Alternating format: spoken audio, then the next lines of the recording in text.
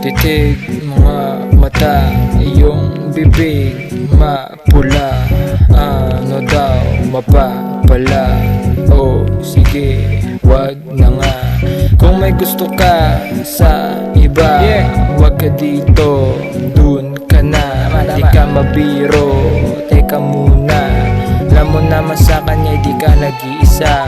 Di ko mang bibig, tibok ng puso kinig. Akin ang kiniliti, lalo tuloy kinilig. Nagsimula sa leeg, patungo sa bibig. Kamay patong sa may leg, di iniwan ko si beg. Ganyang uri ng aya, di pang matagalan. Kita agad ugali niyan since day one. Panalo ka kung yabangan na kinakailangan, pero seryosohin na kung matugoy ang laban. Kung siya papansin, dapat lang naalisin. Di kasi uso sa'kin ang salitang tiisin. Kaya sa pagmamaneho, kailangan ko din mamreno sa tuwi ng alangan at pagka hindi desidido.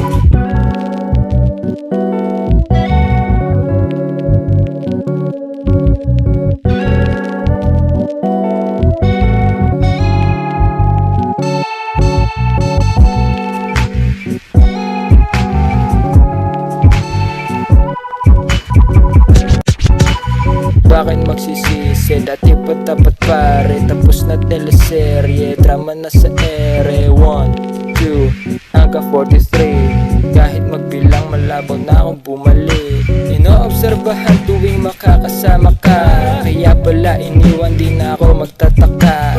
Tingin niya sa mga babae mang aagaw, siguro selosa kasi ganun siya gumalaw. Wala na rin naman kasing patutunguhan pa, kung hindi ka sasabihan di ka pa makukusa. Mga kwentong nababago isabay ang himala, mga inasal mo noon ngayon sa'yo ko ginawa. Bakit ka umiiyak? Di ka ba natutuwa sa aking mga baka na masyado na bang halata?